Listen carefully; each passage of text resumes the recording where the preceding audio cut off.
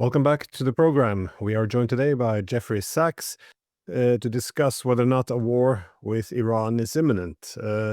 Because we see now that this liberal veil, which has intended to conceal empire, seems to have fallen, and this warrior ethos is now embraced in full, as the Department of Defense has been rebranded as the Department of War. And one of the many wars which appears to be coming our way is this a possible war against Iran. We see 12 KC-135 aerial tankers being shipped to the Middle East, some security guarantees being given to Qatar. The missiles in Israel has been replenished, and I think the U.S. pulled out of 2 Iraqi bases as well. How do you read this situation? Is this an offensive coming? It doesn't seem like deterrence is the objective here. Of course, Israel is always pushing the United States to war with Iran. It's a very hot scene right now, and the U.S. Abided by Israel's requests just a few months ago. But the fact is that since 1996, Benjamin Netanyahu has led repeated governments in Israel explicitly calling for regime change in Iran. And he hasn't ended that call. He called for regime change in Iran again at the United Nations General Assembly debate just a couple of weeks past. So the United States, because it is so diligent in following Israel's dictates, could well be drawn into yet another war. With Netanyahu, there's never enough wars. Of course, I don't know their war planning. I don't follow and am not able to follow the daily military tactics and, as you say, placement of weapon systems and troops and intelligence gathering and other operations. But as a general principle, the 12-day war, so-called, did not solve the problems that Netanyahu claimed that it would. And so no doubt he would like to revisit that and engage once again in active kinetic regime change operations, whatever that might mean. Maybe more assassinations, maybe another outright war. Apparently, from all that we know, the attacks on Iran not only did not end Iran's potential of nuclear weapons, though they vociferously say they don't want nuclear weapons, but the enriched uranium is now in locations that are unknown, and at sufficiently high enrichment that moving to nuclear weapons would not be an arduous task for the Iranians. So there are great uncertainties. Iran is under tremendous pressure, obviously. Also, incredibly, Iran gets attacked, the U.S. cheats on diplomacy, and it's the Europeans who say we need to reimpose sanctions on Iran. It's a kind of mind-boggling thing that it's just bullying rather than diplomacy, which is the main mode of operation. But that is a kind of green light as well for Netanyahu. He saw that he could make a unilateral attack on Iran in the context of U.S.-Iranian negotiations. Even then, during ongoing negotiations, Israel could unilaterally attack Iran, and not only would it not be blamed for doing so, the U.S. would join in, and Europe would apply its diplomatic pressure not on Israel, but on Iran. It's a crazy world, but that's how it is. Yeah, I was also a bit, shouldn't be surprised, but the Europeans didn't seem to have the same interest involved here. But but so I didn't understand their actions to this extent, because after the attack last time on Iran, as you said, they didn't condemn Israel. They, to a large extent, condemned Iran and its government. Even the media here seemed to do whatever it could to legitimize it. And now the EU3 or E3, I mean, UK, Germany, and France did these snapback sanctions, even though Iran was accommodating the IAEA, which seems to, well, only help to pave the way to legitimize another war. What is it with the Europeans here, though? Because this is, I mean, what is the deep interest in assisting the destruction of Israel? I know Chancellor BlackRock Mertz once made a point that Israel was doing the dirty work for us. I'm not sure if it was, well, in this big campaign in the Middle East, but what is the European interest in this? Europe is dishonest in this all along. So we can say that this is not just a current mystery of why Europe doesn't observe the plain facts, that it was Iran that was attacked. It was Iran that was trying to negotiate. It was Iran that let the IAEA back in, even after the IAEA clearly played along with Israel and the United States in the earlier round. We can go back a decade to the Joint Comprehensive Plan of Action, which is a negotiated agreement of Iran with European countries and the United States. And the idea of the JCPOA, of course, was a supervised and monitored agreement in which enrichment of uranium would be very limited. Iran would not have the means or the policy to pursue nuclear weapons. And on the counterpart side, the sanctions against Iran would be lifted.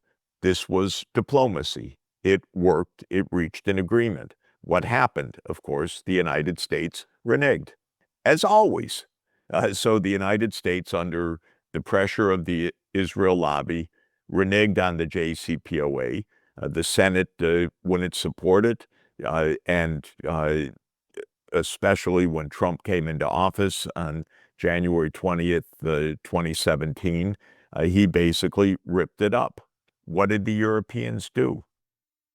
Essentially nothing. They wouldn't say one word about the United States ripping up the JCPOA. Then as things went from bad to worse, the Europeans would never say, you know what, government of the United States, you're leading us to a new confrontation. The European leaders, are pathetic. They are just vassals in the hands of the United States. Honestly, you don't hear any of them for, I think, at least 15 years saying a word about the U.S., no matter what the U.S. does. It's just amazing. And so it's not just a question, Glenn, of the last few weeks. It's a question in general. The Europeans have a strong interest in a stable, non-nuclear Iran and in diplomacy, but they fail to express that interest in any consistent way. And once again, I was in the UN Security Council just after the Israeli and US attacks on Iran, and I can tell you one by one, the European governments around the table of the UN Security Council blamed Iran for the attacks on Iran. They couldn't raise a word about Israel. They couldn't say anything about the truth. It was all that Iran must not escalate this crisis. That was the general idea. Iran is bombed. So what does the European ambassador say? Iran must not strike back. It's just bizarre. But this is basically European subservience to the United States and U.S. subservience to Israel. and it's put everything upside down. It doesn't work. It doesn't lead to safety. It doesn't lead to peace. Yeah, that's what's missing across all aspects of security in Europe, I guess. There's no discussion of national interests anymore, national security, objectives, how these objectives can be realistically achieved. As you said, Even, Glenn, I would say, even the basic facts day to day cannot be discussed honestly. And in the UN, again, in the session just after the attacks on Iran, the Europeans could not even bring themselves to have a straightforward, basic narration that Iran had been attacked by Israel and the United States.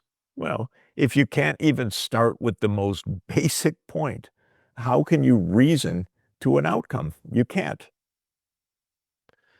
and also not just attacked, but nuclear reactors. All of it is concealed under slogans, yeah, which are pretended to be values. It's very frustrating to watch.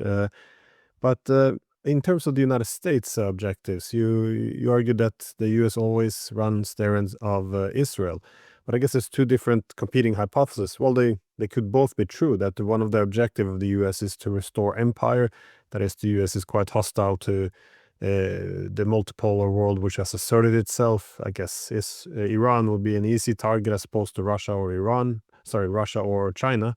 Um, on the other hand, I don't disagree with you. I also watched Tucker Carlson reporting that in the first war, the IDF were just walking through offices in the Pentagon, dictating to them what they should be doing, and Netanyahu himself brags that he more or less tells America how to behave itself in the Middle East. So, what do you make of it in terms of the U.S. though? Is it one the other, or is it both empire and just doing whatever Israel tells them to?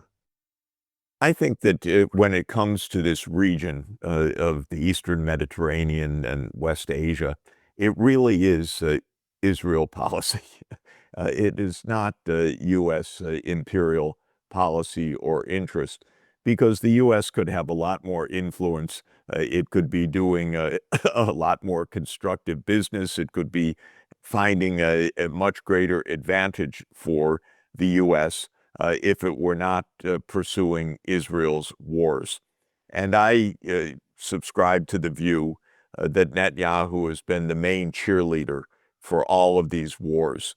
The idea that Netanyahu espoused with his American political advisors back in 1996 called Clean Break, which is that Israel and the U.S. together should overthrow governments in the region that support the Palestinian cause, I think is the dominant view of Israel. It's Israel's obsession. And therefore, Netanyahu has called repeatedly for overthrow of governments in his neighborhood. That includes Bashar al-Assad in Syria, and he took credit for the overthrow of Assad at the UN just a few days ago. It has called for overthrow of Saddam Hussein, and Netanyahu was certainly the cheerleader of the Iraq War. We have that from lots of insiders as well as from Netanyahu's own very public testimony. Netanyahu was certainly the cheerleader for the overthrow of Muammar Gaddafi in 2011 at the hands of NATO bombers. That again was part of the Israel agenda. And overthrowing the Iranian regime is not even an open secret. It's just an open call, open declaration by Netanyahu, and Israel, and the United States has gone along with Israel. I actually think, maybe I'm naive, but I think it's true that when Trump came into office, he wanted to negotiate with Iran. I don't think that the 5 rounds of negotiations with the Iranians were pure subterfuge. I think that as the negotiations were proceeding, and proceeding constructively, Netanyahu's ire and worry was going up. The one thing Netanyahu hates is diplomacy, diplomacy that could mean solutions other than U.S. and Israeli military force and dominance. And so my guess is, again, without knowing the archives or the inside view, that these were real negotiations between the U.S. and Iran, not simply trickery. When they were occurring, after each of the first 5 rounds, there were positive statements made that constructive progress was being made. And then the bombing came in advance of the 6th round. My guess is that it was the success of the diplomacy that prompted Netanyahu to act as Netanyahu did. And so, to answer your question, I think the best evidence is that this is Israel-led policy, not U.S.-led imperial policy in this case. Well, I can see why Israel would be concerned about diplomacy when, well, a lot of its position in the region seems to be dependent on perpetual war, mowing the grass. But there's also a collapse of diplomacy in the wider West, isn't there? Because I know we had a strong bias towards war for the past 30 years, but it does seem like something else is growing as well. I mean, not just this buildup of U.S. assets in the Middle East for a strike on Iran, but the military buildup, preparation for war against Venezuela. In Europe, we have now reports that the British are involved in the deep strikes in Russia. U.S. will also assist now with the intelligence for these strikes. Well, they've been already doing this in the past. I see in Georgia now that the president there warns that the West has been trying to pressure Georgia to join the proxy war, and now our NGOs are trying to topple the government to achieve this. And of course, you have occasional threats against China, bullying of India. This is it's escalating, though. I mean, our political elites, they don't seem to have any interest at all in diplomacy, and war seems to be always the only solution to all the mounting problems. I guess it's a very wide question, but how do you make sense of this, though? Because this is happening at a time when our ability to win the wars are declining. Yeah, Yes. it's just how do you explain this death of diplomacy? So I think that we do have a larger context in which to understand this. First, the largest context is, of course, the United States is an imperial power, and it has been the world's leading imperial power since 1945, in essence. Britain was, before World War II, really for the 19th century, after the Napoleonic Wars, until the end of World War II. And then the 2 world wars ended the British Empire, in effect, largely bankrupted Britain, and the baton, as it were, passed to the United States. And the U.S. is an imperial power in the sense that it has deemed, going back to 1945, the right to choose who rules where, including by wars of choice and by overthrowing governments either overtly or covertly. A covert regime change operation, by the way, doesn't mean that it's hidden from view. That's very hard to do. It just means the U.S. denies what is obvious, that it played a role in overthrowing the government. For instance, denying the U.S. role in overthrowing the Ukrainian government in February 2014. Well, there have been dozens and dozens of U.S. regime change operations. There's a wonderful book by Lindsay O'Rourke, a professor at Boston College and a student of John Mearsheimer, a book called Covert Regime Change, which documents 64 covert regime change operations between 1947 and 1989 by the U.S. So this is a standard practice, and it has been a standard practice for 80 years. And before that, it was a standard practice from the 1890s onward, but in a much more restricted geographical zone. The U.S. Incessantly overthrew governments in Latin America in the first half of the 20th century. It also overthrew the Kingdom of Hawaii. It engaged in a war of choice with Spain in 1898 and so forth. That's a backdrop of imperial power in general. After 1991, this went into overdrive. It went into overdrive with the end of the Soviet Union and the rise of the so-called neoconservatives who said, now it's a unipolar world. Now we really can do what we want. We can overthrow governments right and left, and nobody can stop us. And this group actually aligns very strongly with the Israeli right. And so the neocons and the Israel lobby are hand in hand, and it makes it a little bit hard to distinguish the two different tracks, as you pointed out. Is this a U.S. imperial global issue, or is this an Israeli-led issue?